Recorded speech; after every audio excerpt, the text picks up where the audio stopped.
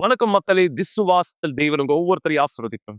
அருமையான விடுதலைக்கான கூட்டத்தை சற்று நேரத்துக்கு முன்பாக நாங்கள் இந்த இடத்துல முடித்தோம். பல மக்கள் விடுதலையாக்கப்பட்டாங்க. தேவனுடைய வல்லமையானதை பார்த்தாங்க. ஒருவேளை நீங்க யார் இந்த நிகழ்ச்சி இந்த இடத்துல பார்த்துட்டு இருக்கீங்களோ, நீங்க இந்த நாளுடைய கூட்டத்தில் எங்களோடு இணைய முடியாத ஒருவராய் இந்த இடத்துல இருந்திருக்கலாம். ஆனா தேவனுடைய அக்கினியில் இந்த விடுதலை உங்களுக்கு இந்த இடத்துல வெளிப்படுத்தப்பட முடியாது. இந்த நேரம் இந்த கூட்டத்தினுடைய துவக்கத்திலேயே இந்த விடுதலையை உங்களுக்குள்ளாக, உங்களுடைய வீடுகளுக்குள்ளாக நான் இந்த அறிக்கையிட விரும்புறேன். ஆனா யார் நீங்க விசுவாசிக்கிறீங்களோ, இது நிச்சயம் எல்லோருக்குமாய் நான் செய்ய போகிறது கிடையாது. ஏன்னா யார் ஒருவர் விசுவாசிக்கிறார்களோ அவர்களுக்கு மட்டுமே அதிசயம் சொந்தமானது. நீங்க யார் உள்ள பிரச்சனையை சந்திக்கிறீங்க? பாஸ்டர், நான் வர விரும்புறேன், ஆனா பல தடைகளை நான் சந்திக்கிறேன். என் வாழ்க்கை மாற நான் விரும்புறேன், ஆனா தேவனுடைய ஆலயத்திற்கு கூட போக முடியாதபடி கடினங்களை நான் கடந்து போறேன். பல விதமான போராட்டம் நிறைந்த வாழ்க்கையா இருக்கிறது. என்னுடைய திருமணத்துக்குள்ளாக, என் பிள்ளைகளுடைய வாழ்க்கையிலும், வியாபாரத்திலும், வேலைகளில் எந்த அசுத்தத்தினுடைய வேலைகளால் நீங்க பாதிக்கப்பட்ட ஒருவராய் இருந்தாலும் இந்த நேரம் தேவனுடைய விடுதலையை பெற்றுக்கொள்ள விரும்புவீர்களே, ஆனா உங்க கரங்களை இப்போதே ஸ்கிரீனுக்கு முன்னாடி நிறுத்துங்க. இப்போதே உங்க கைகளை இந்த நீட்டிருக்கு மக்களே. தேவனுடைய அக்கினியானது இந்த நுழைத்து என் ஆண்டவராக இயேசுவை யாரெல்லாம் இந்த இடத்துல விசுவாசிக்கிறார்கள், இதோ இந்த நேரம் தன்னுடைய கரங்களை இந்த உண்மை நோக்கி நீட்டி இருப்பதனுடைய அடையாளமாய் என் தேவனை இவர்கள் தன் கரங்களை உயர்த்திருக்கிறார்கள். இவர்களுடைய தலை தொடங்கி பாதம் வரை எந்த அசுத்தமானது இந்த இடத்தில் வேலை செய்திருந்தாலும், வியாதிகள் மூலமாய், பலகீனங்கள் மூலமாய், பயங்கள் மூலமாய், சந்தேகத்தின் மூலமாய், இவருடைய அவிசுவாசத்தை இந்த இடத்தில் பலப்படுத்தும்படி எந்த இருளானது இந்த இடத்தில் வேலை செய்திருந்தாலும், இப்போதே தலைமை அசுத்தம் முதல் பலகீனமான சுத்தம் வரை நாளை ஸ்தபிக்கிறேன். இந்த வீட்டிற்குள்ளாக, இந்த குடும்பத்திற்குள்ளாக, இந்த நபருடைய வாழ்க்கைக்குள்ளாக இருந்து எரிந்து கோஸ்தமே. இந்த வீடு உனக்கு சொந்தமில்லை, இந்த குடும்பம் உனக்கு சொந்தமில்லை, இந்த நபர்கள் உனக்கு சொந்தமில்லை. இயேசு கிறிஸ்துவின் சர்வ வல்லமையான பேரா உன் எல்லா வேலைகளின் இப்போதை இருக்கிறேன். இந்த நபருடைய சிந்தனை, யோசனை, வழிகளிலிருந்து இயேசு கிறிஸ்துவின் பேராலும் எல்லா அழுக்கான மூட்டைகள் எடுத்துக்கொள். குடும்பத்திற்குள்ளாக இருந்து நான் உனக்கு கட்டெடுக்கிறேன். இயேசுவின் பெயராலே விசுவாசம் சொல்லுங்க. இயேசுவின் பெயராலே இவர் பொழுது என் தேவனை ஆண்டவராக இயேசு, இதோ இந்த நேரம் இங்கு விசுவாசத்தில் இருக்கிற ஒவ்வொரு நபருடைய வாழ்க்கை மீது உன் சர்வ வல்லமையான கைகளை இந்த இடத்தில் வெளிப்படுத்த கேட்கிறேன். இந்த விடுதலையை இவர் மீது அறிக்கிறேன். யாரெல்லாம் வியாதி உள்ளவராக இருந்தாரோ பலன் அடையட்டும். யாரெல்லாம் சோர்வாக இருந்தாரோ புது பலனை இந்த இடத்தில் பெற்றுக் கொள்ளட்டும். இவர் வாழ்க்கை உன் பெயரை மகிமைப்படுத்தட்டும். இயேசுவின் பெயராலே ஆமென். இத விசுவாச மக்களே, இந்த விசுவாசத்தை நீங்க ஏற்றுக்கொள்றீங்கன்னா தேவன் இந்த உதவியானதை உங்களுக்கு இந்த இடத்துல செய்திருக்கிறார். இந்த விடுதலை இப்பொழுது உங்களுடைய வீடுகளுக்குள்ளாக நீங்க இந்த இடத்துல பெற்றுக் கொண்டீர்கள். என விசுவாசம் அதி அற்புதமான பதிலை உங்களுக்கு இந்த இடத்துல கொண்டு வரும். நீங்க இந்த வீடியோ இந்த இடத்துல பார்க்க விரும்புறேன். இந்த பெண்மணி எப்படி தன் விசுவாசத்தில் வெளிப்படுத்துறாங்க, தேவனுடைய பதிலானதை தன் வாழ்க்கையின் மீது இந்த பெற்றுக் கொண்டவராய் இந்த வீடியோ பாருங்க. போது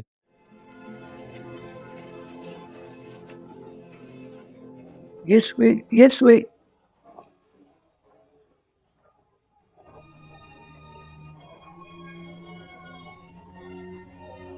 என் ஒரே மகள் 12 வயது மகள் மரித்து கொண்டுகிறார். தயவு செய்து எங்களோடு வாரும். அவருடைய வஸ்திரத்தினுடைய ஓரத்தை தொட்டா கூட போதும், நான் குணமாகப்பட முடியும். எவீரு, அவரை தொந்தரவுப்படுத்தாது. எவீரு, மகள் மரித்து போனார். இனிமேல் போதகரை நீங்கள் தொந்தரவு செய்ய வேண்டாம்.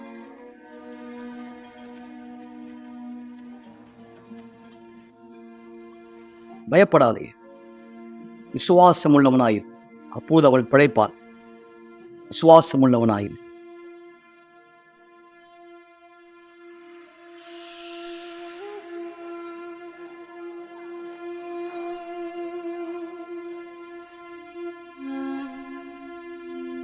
என்னை தொட்டது யார்? ஒருவர் என்னை தொட்டது உண்டு. எப்படி தொட்டது யார் என்று நீர் கேட்கிறீர்?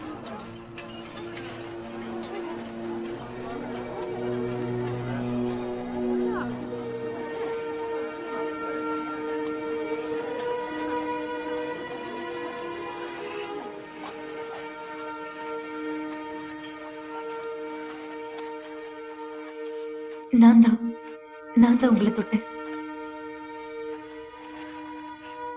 நான் 12 வருஷமா ரத்தப்போக்குனால பாதிக்கப்பட்டிருந்தேன். என்னிடத்துல இருந்த எல்லாத்தையும் நான் செலவு பண்ணியும் மருத்துவருக்காக அதுல எந்த பிரயோஜனமும் இல்லை.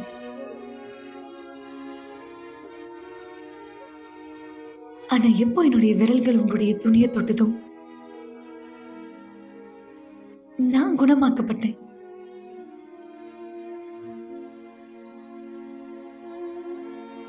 மகளே,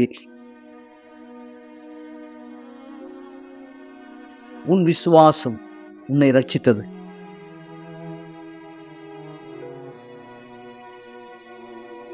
சமாதானத்தோடே போ, சமாதானத்தோடே போ. நன்றி.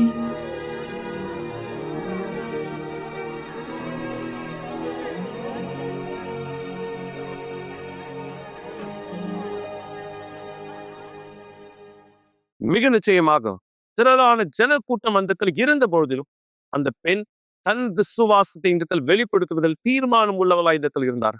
ஆண்டவராக இயேசுவுடைய வஸ்திரமானதை தொட்ட பொழுது நடந்தது என்ன? அந்த குணமாக்கல் இந்த இடத்தில் நடந்தது.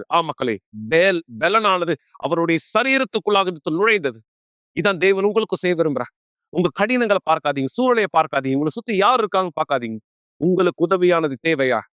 நீங்க கூக்குரலிட வேண்டியது ஒருவர் இடத்திலே. ஆண்டவராக இயேசு உங்களுடைய வாழ்க்கையை மாற்றுகிற வல்லமையான தேவன் என்பதை விசுவாசிக்கிறேனா? இந்த பெண்ணுடைய 12 வருட பிரச்சனை தீர்ந்ததையானா? எந்த மனுஷனாலும், எந்த அதிகாரத்தினாலும், எந்த சிகிச்சையினாலும் உதவியானதை பெற்றுக்கொள்ள முடியாதவராய் இருந்த இவருடைய சூழலை மாற்றப்பட்டதானா? தேவன் உங்களுக்கு அதை உதவி செய்ய விரும்புறார். ஏன்னா தேவன் மாறாதவர். இந்த விசுவாசத்தில் தான் நீங்க இந்த சாட்சியை பார்க்க போறீங்க. மருத்துவரால் கூட இந்த இடத்துல உதவி செய்யப்பட முடியாதபடி இந்த இடத்துல இருக்கிற பல பிரச்சனைகளுக்கு தேவன் உதவி செய்கிறவரா இந்த இடத்துல இருக்கிறார். தேவன் உதவி செய்கிறவரா இந்த இடத்துல இருக்கிறார். ஏன்னா அவர் மாறாதவர். அவர் தேவனுடைய வல்லமையை வெளிப்படுத்துகிறவர். இந்த சாட்சியை பாருங்கள் குழந்தை.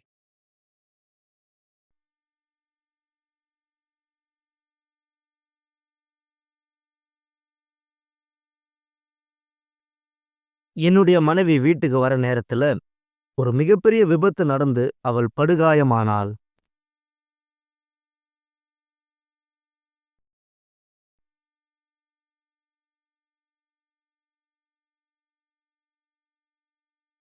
"14 நிமிஷத்துல வீட்டுக்கு வந்துடுறா" அப்படின்னு சொன்னா.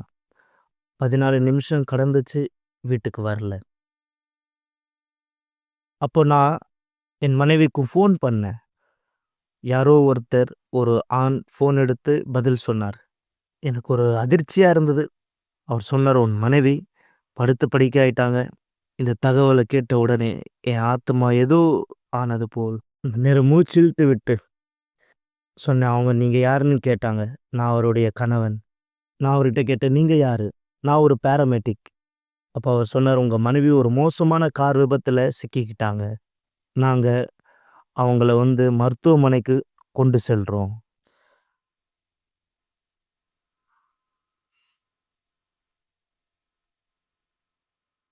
எப்போ நான் அங்க போனேனோ,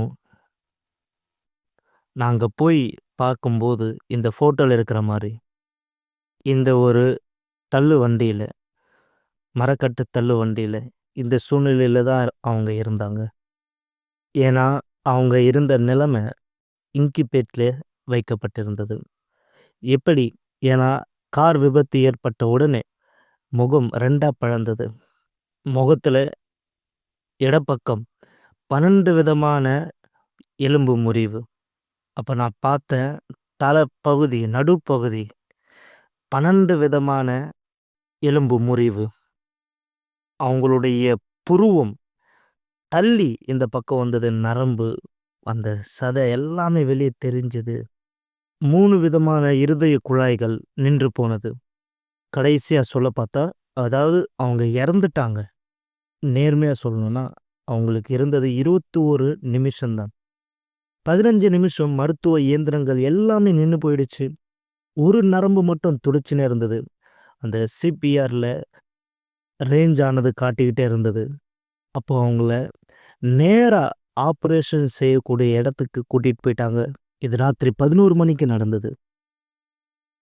என் பேர் மிலேனா. அடர்வாமாங்கிற ஸ்டேட் ஹாஸ்பிட்டலில் நான் தேட்டர் நர்ஸாக இருக்கேன். சான் பேட்ரோங்கிற ஒரு இடத்துல நடந்த கார் ஆக்சிடெண்ட் மூலமாக ஒரு பேஷண்ட் நடுராத்திரி நமக்கு இந்த இடத்துல வரப்போகிறாங்கிற செய்தி எங்களுக்கு அப்போ தான் கிடச்சிது. அந்த பேஷண்ட் இருந்த நிலைமை ரொம்ப மோசமாக இருந்ததுன்னு நாங்கள் எதிர்பார்க்கல. அவங்க வந்த விதத்தை பார்க்கும்போது அவங்க உயிர் வாழ்கிறதுக்கான நம்பிக்கை கூட அவ்வளவா இல்லை. ஆப்ரேஷன் செய்யக்கூடிய நேரத்தில் அவங்க சொல்லியிருந்தாங்க, முகத்த வந்து தெச்சிருக்கிறோம். ஏன்னா, முகம் 2ஆ பொளந்திருந்தது. இப்படிதான் இருந்தது. அவங்களுடைய முகம் இப்படிதான் தெச்சிருந்தாங்க. ஏன்னா, மருத்துவர் சொன்ன வார்த்தை, 1% மட்டும் தான் இவங்களால இருக்க முடியும். ஒருவேளை அத அவங்களால சமாளிக்க முடியலன்னா, அவங்களுடைய கதை முடிஞ்சுது.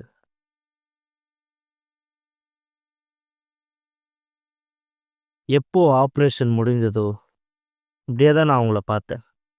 அங்க போனேன். ஐசியூக்குள்ள. உள்ள போய் பார்க்கும்போது, இது இவங்க தானா என்னால ஞாபகப்படுத்தவே முடியல. அன்னைக்கு பார்க்கும்போது எனக்கு அந்த அளவுக்கு ஆச்சரியமா இருந்தது. எனக்கு கவலையா இருந்தது. ஏன்னா நர்ஸ் வந்து கேட்கும்போது, "உங்களுக்கு பசங்க இருக்காங்களா?" நான் சொன்னப்போ, "எனக்கு பொண்ணு இருக்காங்க." என்னுடைய மனைவி தல அசைச்சு வேதனையா இருந்தாங்க. அவங்களால பேச முடியல. நான் நெனச்சேன், என் மனைவி இறந்துட்டானா, இனிமே நான் தான் என் பொண்ணுக்கு. ஒவ்வொரு முறை நான் போய் பார்க்கும்போது, என்னுடைய மனைவிய ஐசியூல கோமா ஸ்டேஜ்ல இருந்தாங்க. மருத்துவர் சொல்ற வார்த்தை அவங்களால உயிர் பிழைக்கவே முடியாது. நான் பெற்றுக்கொண்ட மருத்துவ ரிப்போர்ட் பார்த்தீங்கன்னா, இங்க சொல்லப்பட்ட பிரகாரம் இந்த பேஷண்ட் ஒரு கார் விபத்தில் சிக்கிக்கொண்டார். ஆகஸ்ட் மாசம் 2021 மிகப்பெரிய படுகாயத்தில் இவர் முகத்தில் காயப்பட்டார். தற்செயலாய் அவருடைய முகத்தை தேய்த்திருக்கிறோம். அவர் பிழைக்க முடியாது. இந்த செய்தி தான் எனக்கு கிடைச்சது.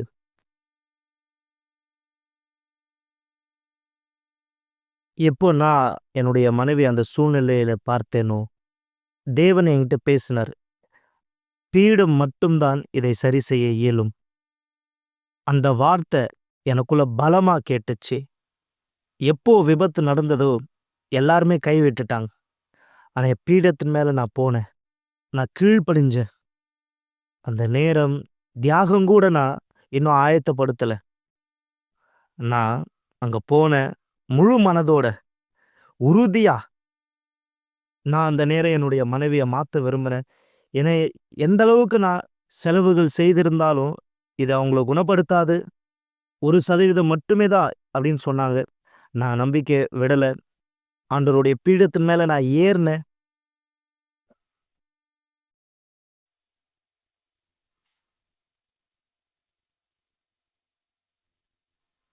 அப்போ நான் தேவன்கிட்ட பேசினேன். தேவன்கிட்ட சொன்னேன்.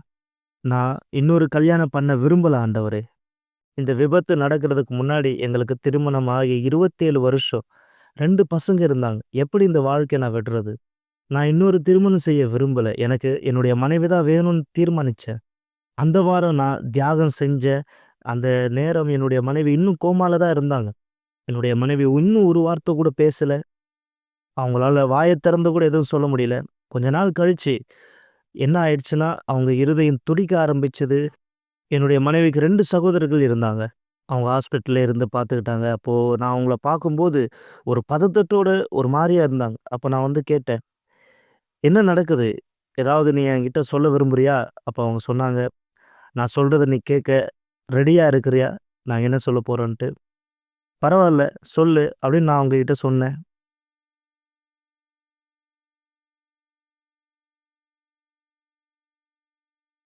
இதுதான் அந்த செய்தி.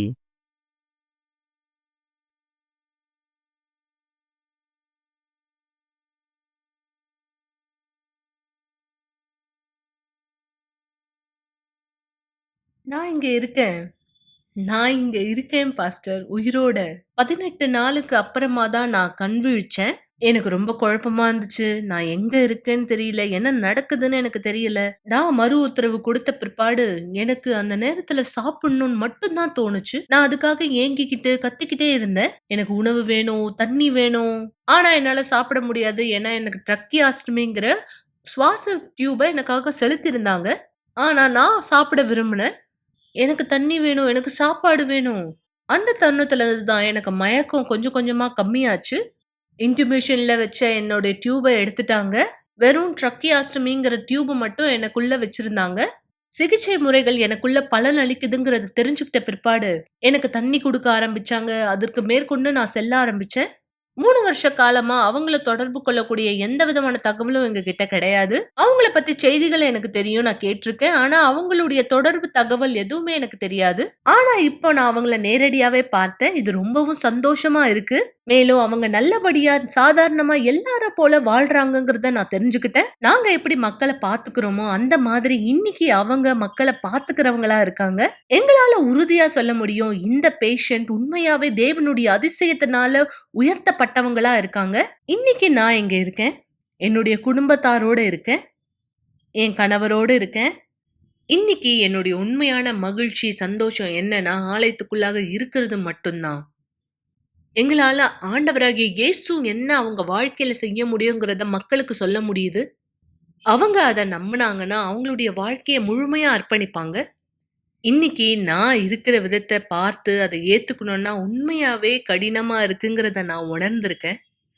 ஆனா இப்போ நான் கண்ணாடிய பார்க்கும்போது, நீ ரொம்ப அழகா இருக்கன்னு நான் சொல்லுவேன். ஏன்னா எல்லாவற்றுக்கும் மேலாக பரிசுத்த ஆவியானவர் எனக்குள்ளாக வாழ்ந்து கொண்டிருக்காரு. அவர்தான் என்னை இந்த விதத்துல உணர வைக்கிறாரு. சில நாட்களுக்கு முன்னாடி என்னுடைய கணவர் கேலி செஞ்சு சொன்னாரு, இங்க பாரு, உனக்கு இங்க ஒரு கண்ணு கிடையாது. ஆனா பரலோகத்துல உனக்கு 2 கண்களும் இருக்கும்னு சொன்னாரு. இது உண்மை. எனக்கு 1% உயிர் வாழ தான் வாய்ப்பு இருந்தது. மேலும் என் குடும்பத்தார் இடத்துல சொல்லியிருந்தாங்க, இறுதி சடங்குல வைக்க திறந்த வழியா இருக்கிறதுக்காக என்னுடைய முகத்தை தைப்பாங்கன்னு. அந்த 1% வாய்ப்பை மட்டும்தான் நாங்க பீடத்து மேலாக வைத்தோம். மேலும் 100% விசுவாசத்தை நாங்க பீடத்து மேல வைத்தோம். இன்னைக்கு அது 1000% எங்களுக்கு பதில் அளிச்சுக்கிட்டு இருக்கு. கவலைப்படுவதை நிறுத்துங்கள் என்ற நிகழ்ச்சியை பார்த்து கொண்டிருப்பதற்கு மிக்க நன்றி. கூட்டம் முடிந்த பிற்பாடும் நீங்கள் எங்களை தொடர்பு கொள்ளலாம். மறந்து விடாதீர்கள், எங்களுடைய எண் 9346387738. நன்றி. நான் சொல்ல சரியா? எது இந்த இடத்துல மனுஷனால் கூடாததோ தேவன் அதை செய்கிறவரா இந்த இடத்துல இருக்கிறார். எது இந்த இடத்துல பிசாசு வழி வகுத்தானோ தேவனோடு நாம் இருக்கும் பொழுது பிசாசுனுடைய தந்திரங்கள் எல்லாமே முறியடிக்கப்படும். இந்த நபருக்கு அது நடந்தது. அந்த விபத்திலே இவர் இந்த இடத்துல மரணத்தை சந்தித்திருக்கணும். ஆனா ஏன் இவர் மரணமானதை ஜெயித்தார்? என இவருடைய விசுவாசம் அசைக்கப்பட முடியாத பலனான கண்மலையின் மீது இருந்தது. அந்த கண்மலை என்ன? இயேசு மீது. தேவன் இன்று உங்களுக்கு இந்த உதவி செய்ய விரும்புறார். ஒருவேளை நீங்க கெட்ட செய்தியை கேட்டவரா இருக்கலாம். ஒருவேளை இந்த நேரம் இந்த நிகழ்ச்சிக்கு முன்பாக நீங்க ஒரு மோசமான செய்தியை இடத்துல கேட்டவரா இருக்கலாம். என்ன செய்வது என்று வழி தெரியாத பதட்டத்திலே நீங்க இருக்கலாம். தேவன் உதவி செய்ய விரும்புறார். உங்க வாழ்க்கையை அவர் மாற்றமானதை இடத்துல கொடுக்க விருப்பமுள்ள தேவனா இருக்கிறார். தேவனுடைய உதவியை பெற்றுக்கொள்ளுங்க மக்களே. ஆம், தேவனுடைய உதவியானதை பெற்றுக்கொள்ளுங்கள். நீங்க அவருக்கு கொடுக்கிற அனுமதியின் மூலமாய் அவருடைய சர்வ வல்லமையான கரம் உங்க வாழ்க்கைக்குள்ளாக பலனானதை நுழைந்து வேலை செய்ய. இது சாத்தியமா? என் வாழ்க்கையில் இருக்கிற இந்த அசுத்தத்தினுடைய வேலைகள் நிறுத்தப்பட முடியுமா? செய்வனைகளாய், சாபங்களாய், பொறாமைகளாய், எதிர்மறையான வார்த்தைகளாய் என்னை எதிர்த்து வந்த சூழ்நிலைகள் இந்த நான் ஜெயிக்க முடியுமா? முடியும். தேவனோடு நீங்க உங்க வழிகளை எடுத்து வைத்தீங்க. அதற்கான ஆதாரம் இந்த சாட்சி பாருங்கள். இப்பொழுது எனக்கு 6 வயசு இருக்கும் பொழுது ஒரு சாத்தானிய வழிமுறையின்படி பிசாசுக்கு நான் காணிக்கையாக கொடுக்கப்பட்டேன். இது எல்லாமே எப்ப துவங்குச்சுன்னா, என் குடும்பத்துக்கு நெருக்கமா இருக்க ஒருத்தர் என்னுடைய வீட்டுக்கு வந்திருந்தாங்க. அது ஏற்கனவே நல்லறிவா இருந்துச்சு. அவங்க எனக்கு ஒரு கேக் சாப்பிடும்படி கொடுத்திருந்தாங்க. அந்த கேக்கை நான் எப்ப வாங்கி சாப்பிட்டேனோ அப்பத்துல இருந்து நான் வியாதிப்பட்டேன். என்னுடைய அம்மா என்ன ஹாஸ்பிட்டல் கூட்டிட்டு போனாங்க. ஆனா டாக்டரால கண்டுபிடிக்க முடியல எனக்கு என்ன பிரச்சனைன்னு. அதிகமா மருந்து மாத்திரைகள் எடுத்துக்கொண்டதுனால என்னால சாப்பிடவே முடியாம ஆயிடுச்சு. சில வாரங்கள் கழித்த பிற்பாடு எனக்கு கேக் கொடுத்த அதே நபர் எங்களுடைய வீட்டுக்கு வந்தாங்க. அவங்க எங்க அம்மா கிட்ட சொன்னாங்க, நான் ரொம்பவே மன வருத்தப்படுறேன், உங்க பொண்ணுக்கு இப்படி நடந்ததுன்னு. அவங்க சொன்னாங்க, நான் உங்களுக்கு உதவி செய்யட்டுமா அப்படின்னு கேட்கும்போது என்னுடைய அம்மா ரொம்ப சின்ன வயசுல இருந்ததுனால அந்த உதவியை எங்க அம்மா ஏற்றுக்கொண்டாங்க. எனவே அந்த நபர் அவங்களுடைய வீட்டுக்கு என்ன கூட்டிட்டு போனாங்க. ஆனா அந்த இடத்துல பூஜை பொருட்கள் ஆயத்தமா இருந்தது பிசாசுக்கு என்ன காணிக்கைய கொடுக்கறதுக்காக. எனக்குள்ளாக நான் ஆழ்ந்த சோகத்தை உணர ஆரம்பிச்சேன். அது எந்த அளவுக்கு ஆழமா இருந்துச்சுன்னா, என் வாழ்க்கைக்கு என்ன முடிவு எடுக்கணும்னு கூட எனக்கு தெரியல. நாளுக்கு நாள் இங்கு சோகங்கள் அதிகமாச்சு. நான் ஒரு நாள் என்னுடைய வீட்டினுடைய தோட்டத்து பக்கத்துல இருக்கும்பொழுது ஒரு மோசமான உணர்ச்சியை பெற்றுக்கொண்டேன். அது எப்படின்னா, அங்க யாரும் இருந்தாங்க, ஆனா என்னால யாருன்னு பார்க்க முடியல. என்னால உணர மட்டும்தான் முடிந்தது, யார் அங்க இருக்காங்களோ அவங்க என்கிட்ட ரொம்ப நெருக்கமா வந்துட்டே இருந்தாங்க. அது எனக்கு ரொம்ப நெருக்கமா வந்ததை நான் உணர்ந்து என்னுடைய தோல் பகுதி வரைக்கும் அது வந்தப்போ அந்த சத்தம் என்கிட்ட சொல்லுச்சு, இன்னையில இருந்து நான் உன் கூட தான் இருக்க போறேன்னு. நான் உண்மையாகவே அந்த நேரம் பயந்தேன்.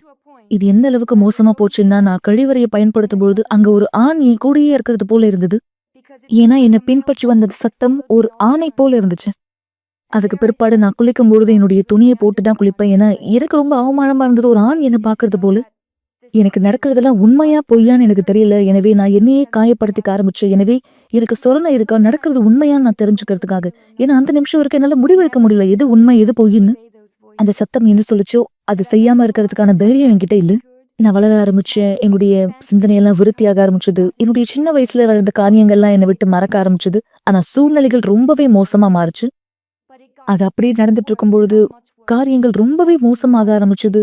அந்த நேரம் தான் என் வாழ்க்கையினுடைய மிக கடினமான நேரங்கள் துவங்குச்சு. நான் அந்த பிரச்சனத்தை எனக்குள்ளாக உணர்ந்ததுனால நான் அதோட உறவுல இருக்கணும்னு நினைச்சேன். ஏன்னா அந்த நேரம் நான் என்னுடைய வாலிப பருவத்தை அடைந்து, எனவே நான் காதல்ல விழுந்து நான் நேசிக்க ஆரம்பிச்சேன். அது என் கூடயே இருக்கணும், அதோடைய பிரச்சனத்துக்காக ஏங்குனேன், அதால தொடப்படணும்னு விரும்புறேன். அது என்னெல்லாம் சொல்லுதோ அதை நான் செய்வேன். ஏன்னா இனிமேலும் அது எனக்கு பாரமா இல்லை. ஏன்னா நான் எப்படி உணர்ந்தேன்னா அதுக்கு நான் தான் முக்கியம், நான் தான் ரொம்ப சிறந்த ஒரு நபர் அப்படின்னு நினைச்சேன். அப்பதான் அந்த சத்தம் என்கிட்ட சொல்லுச்சு, நான் என்னுடைய குடும்பத்தாரை கொலை பண்ணணும்னு. எனக்குள்ளாக அவங்க மேல அவ்வளவு கோவம் வந்தது. அந்த சத்தம் இப்படியா சொல்லுச்சு, நீ குடும்பத்தார் எல்லாரையுமே கொலை பண்ணிடு, பிற்பாடு உன்னையே நீ கொலை பண்ணிக்கோ, அதுக்கப்புறம் நம்ம ஒன்னா இருக்கலாம்னு. அந்த நேரம் நான் எல்லாருக்கிட்டையும் வித்தியாசமா நடந்துக்க ஆரம்பிச்சேன். ஆனா அதுக்கு பிற்பாடு நான் யோசிக்க ஆரம்பிச்சேன், என்னை சுத்தி ஏதோ தப்பா நடக்குது அப்படின்னு. அதுக்கு பிற்பாடு சில புஸ்தகங்களை எடுத்து நான் படிக்க ஆரம்பிச்சேன். நான் படிக்க நான் இன்னும் அதிகமா குழப்பம் அடைந்தேன். ஏன்னா அந்த இடத்துல நான் பார்த்தேன், நான் என்ன சந்திச்சேனோ அதே ஒரு புகைப்படம் போல அந்த இடத்துல இருந்துச்சு. நான் நினைச்சேன் இது எல்லாமே என்னுடைய கற்பனை, நானா இப்படி யோசிச்சுக்கிறேன் அப்படின்னு நினைச்சிட்டு இருந்தேன். ஆனா எனக்கு தெரியும், வெறும் என்னுடைய யோசனையில மட்டும் அது கிடையாது, அதெல்லாம் என்னுடைய கற்பனை கிடையாது, உண்மையாகவே அது இருந்தது. என்னுடைய தோழி ஒருத்தவங்க சொன்னாங்க, அவங்க வாலிப கூட்டத்துக்கு போயிருந்தாங்கன்னு. அவங்க சொன்னாங்க, நான் யூனிவர்சல் ஆலயத்துக்கு போனேன் அப்படின்னு. அங்க வாலிப கூட்டம் எல்லா சனிக்கிழமையும் நடக்கும். இந்த இடத்துல தான் நடக்குது, நீ வரியா அப்படின்னு கேட்டாங்க. நான் சொன்னேன் நான் வரலன்னு. நான் ஆலயத்துக்குலாம் அவங்க கூட வரமாட்டேன் அப்படின்னு சொல்லியிருந்தேன். நான் அவங்க கிட்ட சொன்னேன், இங்க பாரு, நீ எங்கேயாவது என்ன கூப்பிடுற கடைசி அப்படின்னா இது ஆலயமா இருக்கு, ஆனா இந்த இடத்துக்கு நான் வரவே மாட்டேன் அப்படின்னு சொன்னேன். ஒரு நாள் அந்த தோழி என்ன பார்த்தாங்க, என்ன சொன்னாங்க, எங்க பாரு, இதுதான் நான் கடைசி முறையா உன்னை கூப்பிடுறேன், நீ இதுக்கப்புறம் வாலிப கூட்டத்துக்கு என் கூட வரல அப்படின்னு சொன்னா இனிமேல் நான் உன்னை கூப்பிடவே மாட்டேன் அப்படின்னு சொன்னாங்க.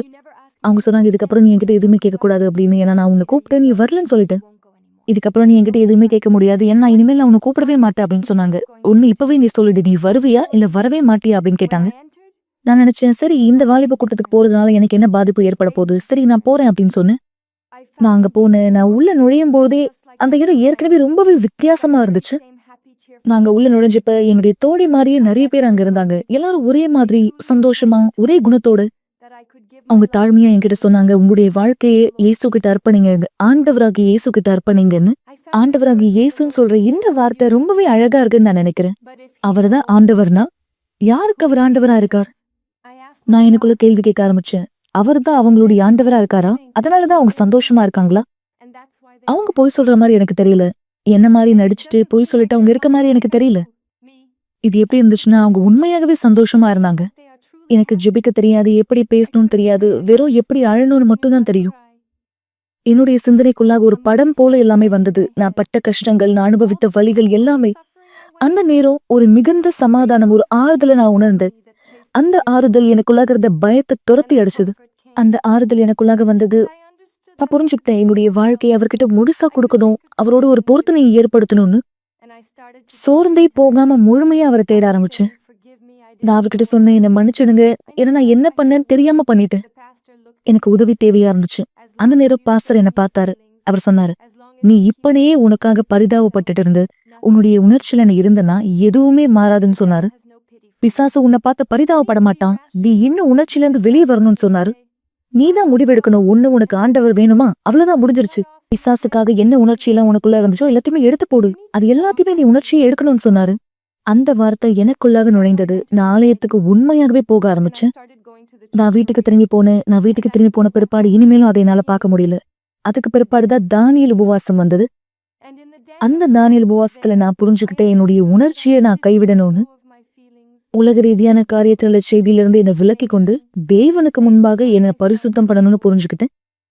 21 நாள் நான் அவரை தேடினேன், நான் அவரை பெற்றுக்கொள்ளல. அதுக்கு பிற்பாடு நான் ஒரு படி மேலாக வைத்தேன்னு 80 நாள் அவரை முழுமையா தேடினேன். பகல் நேரத்துல தேடுவேன், அதிகாலையில தேடுவேன். நேரங்கள் முக்கியம் கிடையாது. நான் எங்க இருந்தாலும் அங்க தேடுவேன். என்னுடைய ஸ்கூல்ல இருக்கும்பொழுது நான் என்னுடைய யோசனைக்குள்ளாக சொல்லுவேன், பரிசுத்த ஆவியானவரே நீங்க இறங்கி வரணும். என் வாழ்க்கைக்குள்ளாக நீங்க வந்தே ஆகணும். அதுக்கு பிற்பாடு ஒரு நாள் ஞாயிற்றுக்கிழமை அந்த 80 நாள் கழித்த பிற்பாடு நான் ஆலயத்துக்கு போயிருந்தேன். அப்போ நான் பரிசுத்த ஆவியானவரை பெற்றுக்கொண்டேன். அந்த நாள் பரிசுத்த ஆவியானவர் என் மீதாக இறங்கி வந்தார்.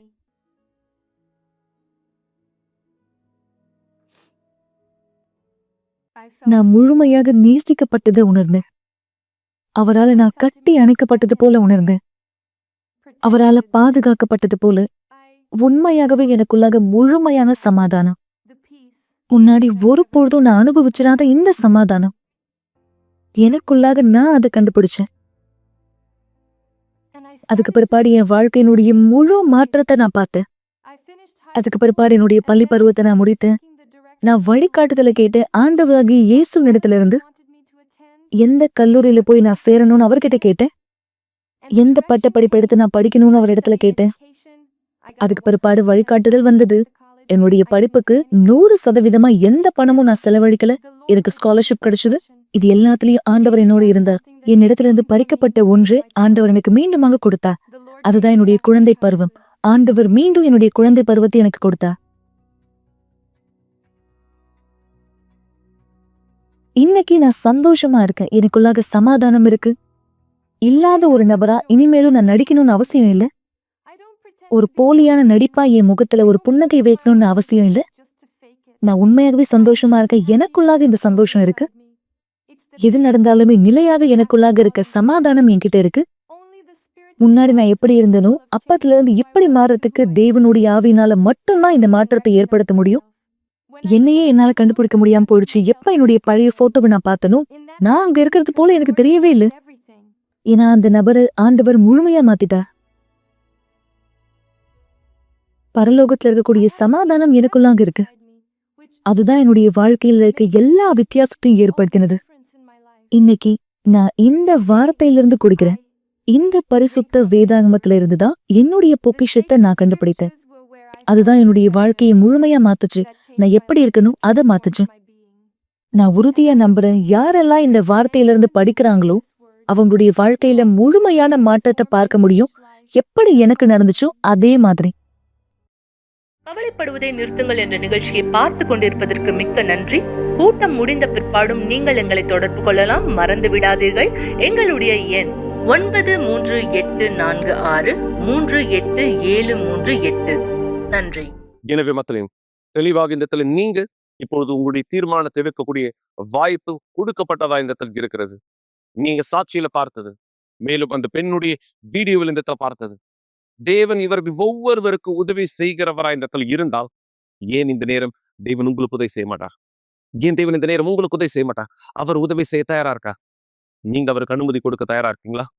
மரணத்திலிருந்து இந்த இடத்துல தேவன் மீட்டெடுக்கக்கூடிய அதிகாரத்தை இந்த இடத்துல உடையவராய் இந்த இடத்துல இருக்கிறாரானால் உங்களுடைய விசுவாசத்தை அவர் மீது நீங்க வெளிப்படுத்தும் பொழுது, இது ஏன் விசுவாசம் அல்ல, இது உங்க விசுவாசம். நீங்கள் எப்படியா இதை நம்புகிறீர்கள், எப்படியாக தேவனுக்கு அனுமதியானதை இதை கொடுக்கிறீர்கள், அவர் உங்க வாழ்க்கைக்குள்ளாக இடத்துல வேலையானதை செய்யும்படியாக தேவன் வேலை செய்ய தயாராக.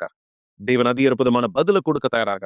உங்களுடைய சாபங்களாய், உங்களுடைய பிரச்சனைகளாய், உங்களுடைய கடினங்களாய், உங்க வாழ்க்கையை எதிர்த்து வருகிற எல்லா எதிர்மறையான திட்டங்களாய் வேலை செய்கிற பிசாசனுடைய எல்லா காரியம் உடைக்கப்படுத்தும். தேவனுடைய அதிகாரத்தில் நீங்கள் அவருடைய நாமத்தை மகிமைப்படுத்துகிற சாட்சியாக இந்த இடத்துல மாறும்படி.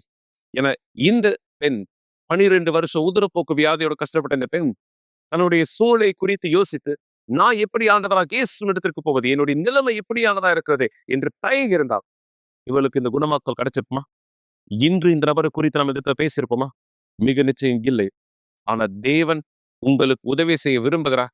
உங்களுடைய பிரச்சனைகளை தாண்டி உங்க விசுவாசத்தை நீங்க வெளிப்படுத்தும் பொழுது அவருடைய திட்டம் உங்களுடைய வாழ்க்கையின் மீது நிஜமாக்கப்பட முடியும். தேவனுக்கு அனுமதி கொடுக்கும். அவர் மாறாதவர். இந்த விசுவாசத்திலே நீங்க எங்களோட கூட இந்த இடத்துல இணையலாம். வருகின்ற ஞாயிற்றுக்கிழமை கூட மிக வல்லமையான கூட்டத்திலே எல்லா வேதனையில இருக்கக்கூடிய பெண்களுக்கு மிக சிறப்பான ஜெபத்தை நாங்க இதை செய்ய போறோம். அன்னாளுக்கு தேவன் எப்படி பதில் கொடுத்தாரோ அதே போல அன்னாள் என்ன செய்தாங்க இதை குறித்து நாளை கூட்டத்திலே நான் உங்களோட பேசுறேன். தேவனுடைய திட்டம் உங்க வாழ்க்கை மீது நிஜமாக்கப்படட்டும். சென்று பாருங்கள் மக்களே.